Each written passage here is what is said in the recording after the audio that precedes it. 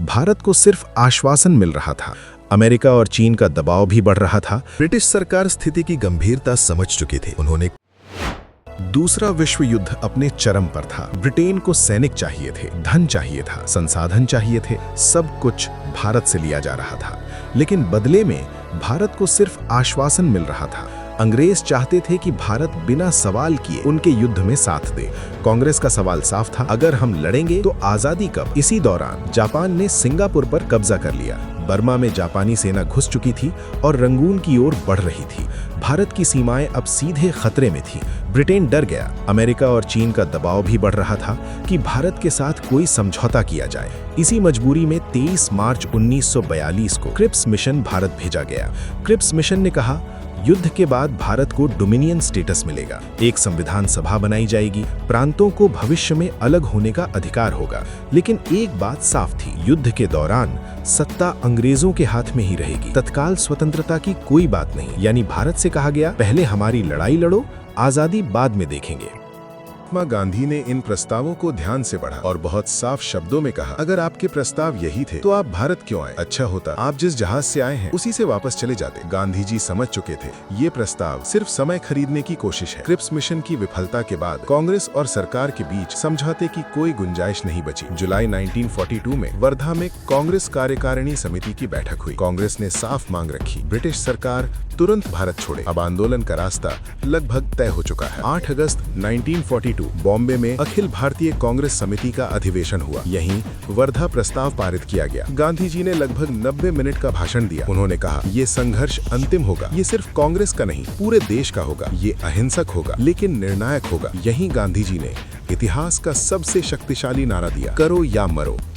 British सरकार स्थिति की गंभीरता समझ चुकी थी। उन्होंने कोई बातचीत नहीं की। 9 अगस्त 1942 की सुबह गांधी जी गिरफ्तार, कस्तूरबा गांधी गिरफ्तार, कांग्रेस कार्यकारिणी के सभी सदस्य गिरफ्तार। कांग्रेस को गैर कानूनी संगठन घोषित कर दिया गया। गांधी जी को पूना के आगा खान पैलेस में नजरबंद किया गया। इस तरह 19 अगस्त 1942 की सुबह कांग्रेस के लगभग सभी बड़े नेताओं को गिरफ्तार कर लिया गया। ब्रिटिश सरकार को लगा अब आंदोलन खत्म हो जाएगा, लेकिन जो हुआ उसने अंग्रेजों को हिला दिया। नेताओं की गिरफ्तारी ने जनता के अंदर क्रोध की ऐसी ज्वाला पैदा कर दी जो बिजली की तरह पूरे देश में फैल गई। जो आंदोलन महात्मा गांधी के नेतृत्व में योजना बनाकर शुरू होना था, वो अचानक जनता के हाथों में चला गया। ये अब नेताओं का आंदोलन नहीं रहा, ये जनता की क्रांति बन चुका था। कांग्रेस के पास कोई स्पष्ट योजना नहीं थी। कांग्रेस कार्यकर्ताओं को आंदोलन का पूरा तरीका भी नहीं बताया गया था। लेकिन भारतीय जनता अब रुकने को तैयार नहीं थी। लोगों ने खुद फैसला लिया, ब्रिटिश शासन का बहिष्कार किया जाएगा। प्रेस पर प्रतिबंध, लेकिन संदेश फैल गया। ब्रिटिश सरकार पहले से तैयार थी। समाचार पत्रों पर कड़े प्रतिबंध लगा दिए गए, प्रेस को नियंत्रित कर लिया गया। लेकिन इसके बावजूद कांग्रेस ने गुप्त तरीके से अपने संदेश जनता तक पहुंचाने शुरू कर दिए। देश भर में संदेश भेजा गया, हड़ताल करो, सार्वजनिक सभाएं करो, अंग्रेजों का बहिष्कार करो, सरकार को सहयोग मत दो। गांव तक संदेश भेजा गया, अगर जनता सहयोग बंद कर दे तो सरकार खुद गिर जाएगी। इस आंदोलन की सबसे बड़ी ताकत बने विद्यार्थी। उन्हें कहा गया, स्कूल और कॉलेज का बहिष्कार करो, स्वतंत्रता संग्राम के लिए तैयार रहो। और विद्यार्थियों ने इतिहास बना दिया। उन्होंने लाठीचार्ज झेला, गोलीबारी झेली, लेकिन आंदोलन नहीं छोड़ा। शहरों में विद्यार्थी ही आंदोलन के सबसे बड़े नेता बन गए।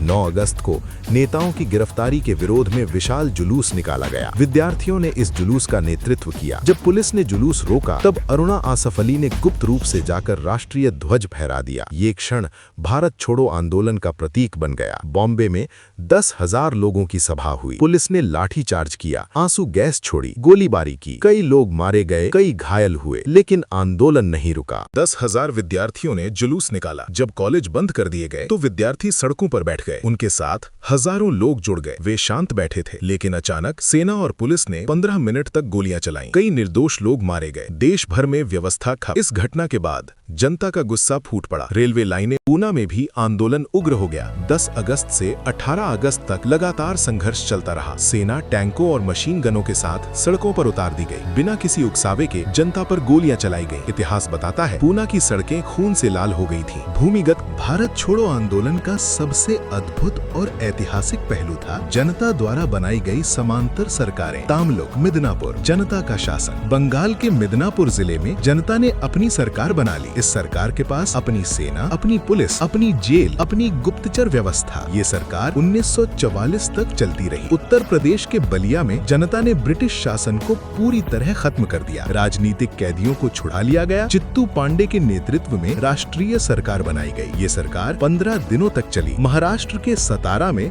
राष्ट्रीय सरकार बनाई गई, जो लगभग 4 साल तक चली। यहाँ जनता ने सरकारी कार्यालयों, पुलिस थानों और रेलवे स्टेशनों पर कब्जा कर लिया। सतारा की जनता ने अपनी पुलिस बनाई, जिसे तूफान सेना कहा गया। इस आंदोलन के सबसे प्रसिद्ध नेता थे नाना पाटिल। ये वो दौर था जब भारत के कई हिस्सों में ब्रिटिश सरकार नाम मात्र की रह गई थी और जनता ने स्वयं शासन संभाल लिया था। शासन तुरंत समाप्त नहीं हुआ। 3 महीनों तक भयंकर दमन चलाया गया। हजारों लोग मारे गए, लाखों गिरफ्तार हुए और ब्रिटिश सरकार बल प्रयोग से आंदोलन दबाने में सफल हो गई। राजनीतिक दगों में भी पूरी एकता नहीं बन सकी। भले ही तत्काल आजादी नहीं दिला सका, लेकिन इसने ब्रिटिश शासन की नींव हिला दी।